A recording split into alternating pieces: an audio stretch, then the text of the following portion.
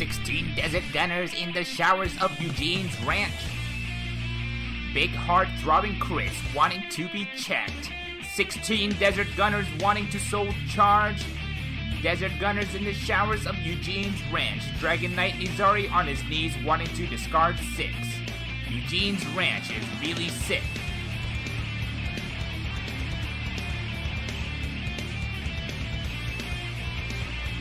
Hard grade 3s wanting to be soul charged. 25 more grade 3s waiting for Dragon Knight Nizari. Big bulging crits ever so yellow. Dragon Knight Nizari says hello. Soul blasting grade 3s to hand rip 6. Now your opponent is holding bricks. Big heart throbbing crits getting checked real quick. Desert gunners clapping cheeks in their sleep. Eugene's ranch, it rocks. Handloop for 6, your opponent tells you to suck. Welcome back to the YellowCard Vanguard channel. Toku here with a new YellowCard combo video, featuring the up-and-coming, very popular premium deck in Japan right now, the Nizari Eugene Handloop. Let's take a look at the list presented on the screen right now. The idea of this deck is incredibly simple. Get grade 3s into Soul, and blast your opponent's hand to 0 using Dragon Knight Nizari's skill. This deck aims to utilize the Eugene card pool to soul charge from deck and to have a high count of grade 3s to speed up the turns required to get the 3 grade 3s in Soul that you need to use Dragon Knight Nizari. Now, unlike other YellowCard combo videos, there's no big collect these pieces, play them in this order, and resolve them in such ways to achieve desired end result. Rather, this time around, I'll be kind of going through minor interactions within the deck to consider as the pilot. And for some clickbait memes, I'll go through some cute interactions the deck has between some of their cards. But first, a message from our sponsor, Strictly Broken TCG. Strictly Broken TCG is where you go for your Bushiroad card game needs. Clan Collection pre-orders are now up on Strictly Broken TCG, and with Clan Collection comes the very important grade 3 Heal Guardians required for Eugene's ranch, which you can use the discount code SBTCGITSTOKUTV at checkout for 8% off your singles pre-order. Now back to the ranch.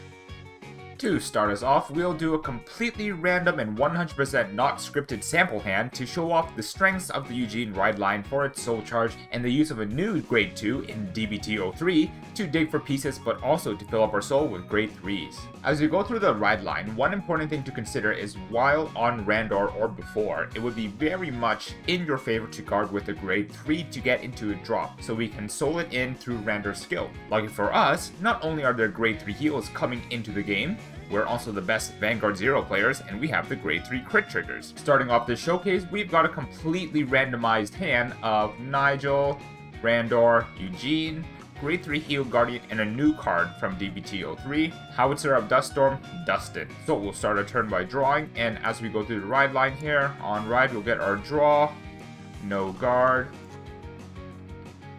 ride into Randor, get the soul charge off of Nigel, a grade 3, very good to see. We'll do our first drive check for attack. I'll take that draw any day of the week. Then, when our opponent attacks us at this point, we will use the grade 3 Heal Guardian to ensure that we don't take damage, but to make sure we have a grade 3 and draw. Going into our turn where we look to basically turn the tide into our favor, draw for turn, ride into Eugene, using Randor's skill to draw but also to soul in the grade 3 from drop here. You'll see that between those two skills and our completely RNG-based reliancy on Nigel's soul charge, we now currently have 2 grade 3s in soul. Here, we're going to call down Dustin, use its skill to, soul in the Eugene from hand to draw a card. Now we have 3.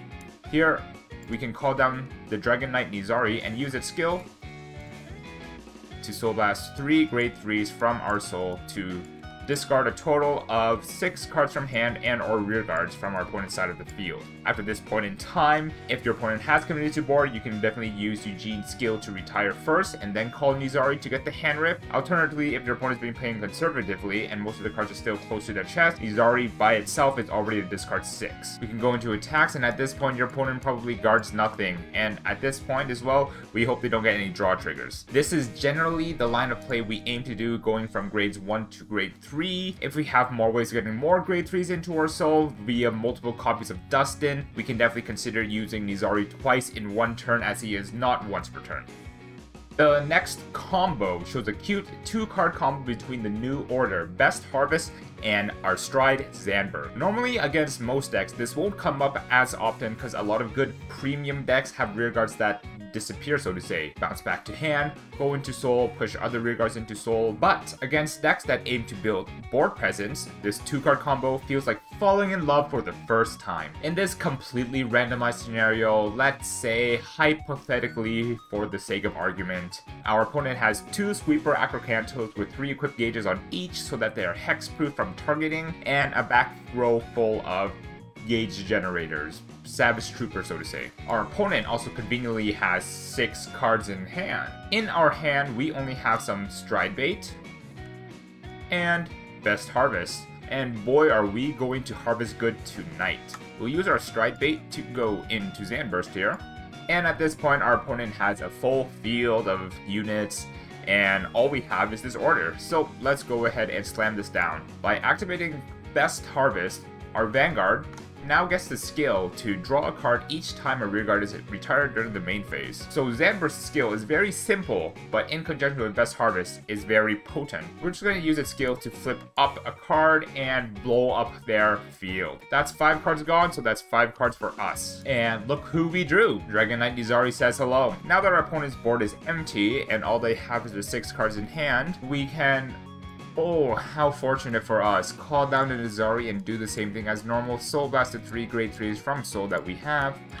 And our opponent can no longer play the game. Going into attacks, we get... oh, a grade 3 crit trigger. That just might be enough to end the game for them. Another cute interaction is the fact that Draconic Overlord the Purge does not need an Overlord Heart to use its skill. So for our turn, we can go into the Purge. And all the Purge needs is for us to put a card with Overlord in its name from hand into soul. Lucky for us, we have an extra copy of Overlord in the Rebirth crit. So we can use the Purge's skill to soul in this grade 3, and lo and behold, we have 3 grade 3s in soul again. Call down Nizari, 1, 2, 3.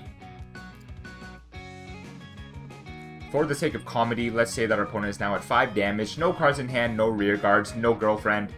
We swing with Draconic Overlord the Purge and we get 5 drive checks. Crit power, crit power, crit power, crit power. Over trigger. Let's go again. Crit power. 2, 3, 4, 5. Truly skill gameplay. Now that's all I've really got to showcase about the deck ceiling. The deck ceiling is just the ability to rip your opponent's cards out of their hand. Now obviously, the more cards that your opponent is able to amass in hands through their turns, the more times you're going to have to use Nizari on your turn, which means you're looking to soul charge at least 6 grade 3s a turn to get that 12 grip. I want you to please understand that this deck is as consistent as my mental health during exam season. And though hand looping your opponent for 6, 12 sounds like the hardest pop-up of your life, the floor of this deck is subterranean.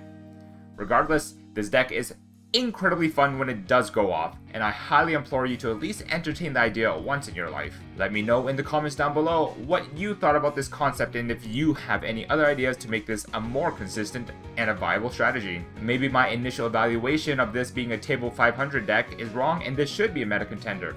Tell me why down below. In any case, that is all I've got for you today on this segment of YellowCard Combo. Toku out.